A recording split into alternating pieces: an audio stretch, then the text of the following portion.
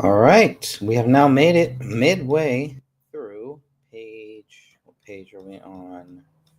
47, just about page 47. We have made it to the 2024 Libertarian National Convention.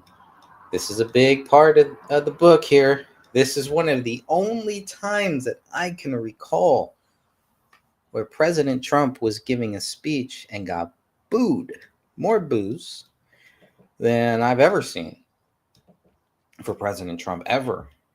I can't remember. I don't. Can't really remember any other time that President Trump got booed. Really, maybe during the debates back in 2015, 2016, maybe, possibly. But the Libertarian National Convention was an interesting mess. It's a hot mess. And maybe that's the way things should be. Maybe that's the way things were back in the day when the country was first founded. Whatever it is, it's pretty fascinating to me. Pretty fascinating to me what has been going on with Kennedy and Trump. There's just some weird thing on the. Okay, so let's get right into this 2024 Libertarian National Convention. This is good stuff here. Lots of good stuff. And thank you all for joining me for just reading through this book, live proofreading. Let's see what else we can find. I'm sure I missed a few other things. Reading on. 2024 Libertarian National Convention. The Libertarian Party National Convention took place over 4 days between Thursday, May 23, and Sunday, May 26, 2024. RFK Jr. spoke on Friday, and President Trump spoke on Saturday. The last 2 days, right? I believe. Both spoke for around 30 minutes. The crowd was hot for Kennedy and greeted President Trump with a mixed reaction. That's being generous, I think. Trump's speech was shorter than usual, and I don't know if that was planned or if that was because Trump was able to read the room. My guess is the latter. I should pause there just for a second. Remember, Trump was scheduled for 2 hours. Even being fashionably late, that would have still given him 40, maybe 50 minutes, maybe an hour. It went about 30 minutes, and that was it.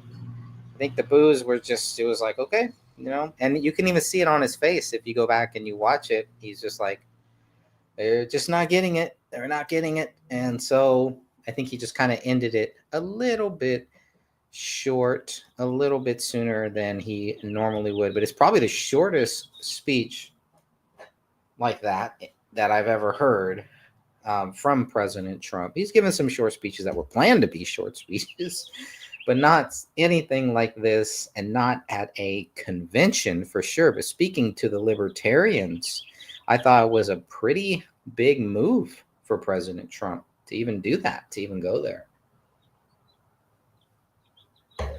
So let's move on. It was Trump's shortest speech I've ever seen. Hours after Kennedy's speech, Vivek Ramaswamy was on stage for an hour, giving a short speech, followed by a debate with Libertarian Party vice presidential candidate Clint Russell. This was interesting to see the future Libertarian Party VP facing off against the future potential Republican VP. After watching the debate, it sealed the deal for me. Vivek is the perfect choice for Trump's vice presidential candidate. I say that knowing what Vivek said about Kennedy during his opening speech. Vivek was respectful, saying he respected Kennedy's commitment to medical freedom, but wanted to remind the libertarians that RFK Jr. is in no sense a libertarian in any meaningful sense of the word.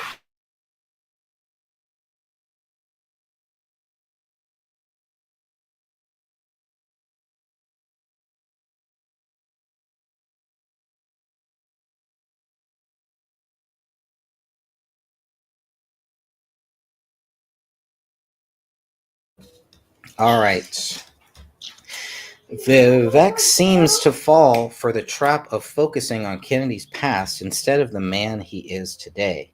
By their actions, we will know them. The fact is, Vivek continued, you cannot say you support free speech in this country if you also have, even in the past, advocated for imprisoning those who have spread climate disinformation. This is just another instance of finding old talking points and twisting Kennedy's words. Having sporadically followed Kennedy over the last 20 years, I'm skeptical about that claim. Even if Kennedy ever made such a statement, we know he doesn't believe that today, and he's willing to discuss what changed his mind over the years. One of the many things I like about Kennedy is his willingness to admit when he's wrong. That goes a long way for me as a registered voter and a Kennedy family fan. Vivek only had good things to say about Kennedy when it came to vaccines and medicines. I'm glad he's skeptical of the government narratives on vaccines, said Vivek, but he's completely imbibing the government narrative on climate change. I'm glad he supports actual medical independence, but the fact of the matter is somebody cannot oppose nuclear energy in this country and support an expansion of the regulatory state on grounds of environmentalism or consumer protection, and in any way pose as a libertarian. Once again, it needs to be noted Kennedy never called himself a libertarian. Vivek is a smart man, but spreading lies about Kennedy is not going to help him. Kennedy has nothing but praise for Vivek. Vivek is correct. Kennedy is not a libertarian. Even so, Kennedy was nominated for the Libertarian Party presidential candidacy at the convention, and he accepted the nomination. This was a big deal to me, even though he did not win the party's nomination. It was an honorable thing for members of the Libertarian Party to recognize Kennedy as a serious candidate who can win the 2024 presidential election. Kennedy doesn't need the Libertarian Party to win, and it quickly became clear most of the Libertarian Party did not want Kennedy or Trump to represent their party in 2024. After all, the motto for the Libertarian Party National Convention was becoming ungovernable. Do they want to become ungovernable by nominating someone to run for the highest position in our government? The entire Libertarian Convention was a mess, in my opinion, but I do appreciate their headmasters allowing both Kennedy and Trump to speak at their convention. This is an honorable and historic achievement that will go down in history. This was a big victory for the Libertarian Party, in my opinion. I was reminded that a libertarian vote is not a wasted vote, and shame on me for thinking libertarians should only vote for Kennedy or Trump. Vote for the best candidate, regardless of party affiliation and regardless of the perceived outcome. Kennedy accepted the nomination with grace, humility, and respect for the Libertarian Party. I will not be surprised if, on Election Day, many libertarians vote for Kennedy instead of the Libertarian Party candidate. Stop right there because I think there should be something.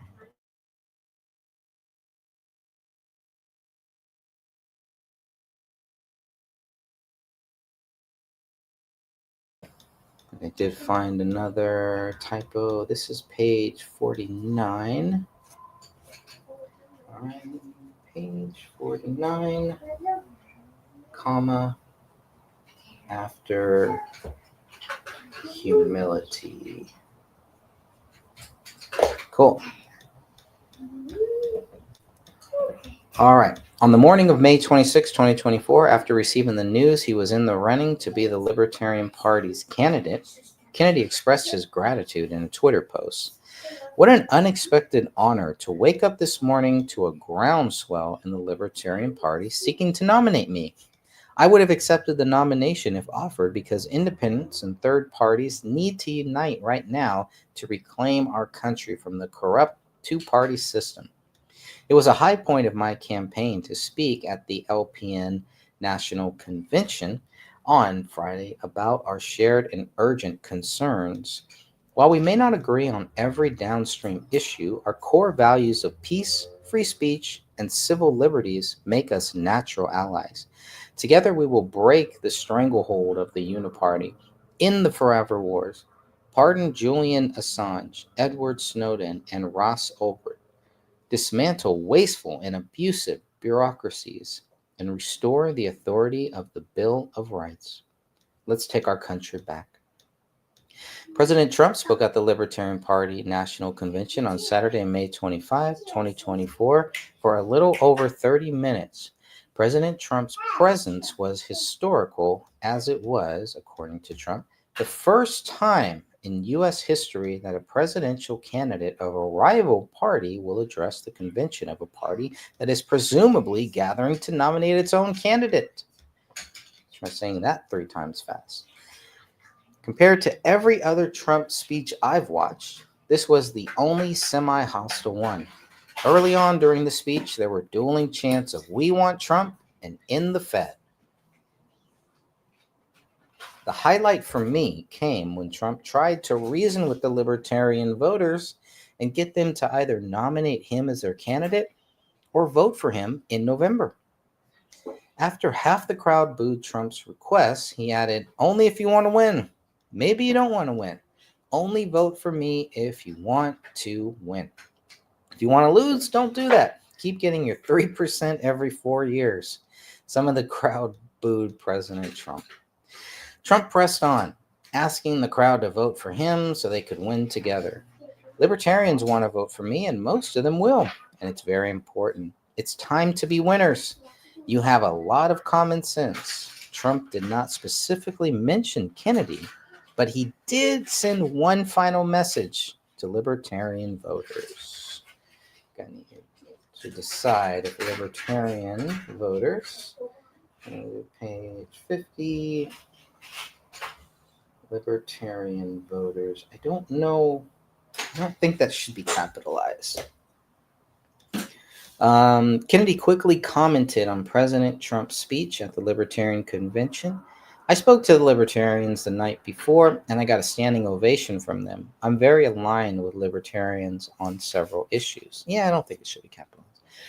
Those issues included anti-war, constitutional issues, and free market capitalism. Like Trump, Kennedy understood there are differences between he and some Libertarian Party views. There's other issues like the abolition of Social Security and Medicare in which I differ from them. A few days later, President Trump received bad news. A few days later, President Trump received some bad news.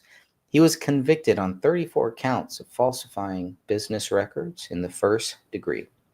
On May 31st, 2024, President Trump responded to the verdict on Truth Social.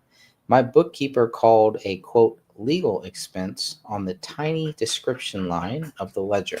A legal expense openly paid to my lawyer, at that time a fully accredited one. I was not involved in that designation, but what else would you have called it? It was, in fact, a legal expense." That is the so-called crime. On top of that, I wasn't allowed by the judge to use in any form the standard reliance on counsel defense advice of counsel.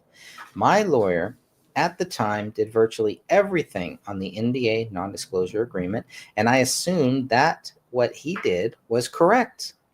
I did nothing wrong, and frankly, there was nothing done wrong. NDAs are standard, commonly used, and legal. MAGA 2024, witch hunt. If this can happen to me, it can happen to anyone. Point.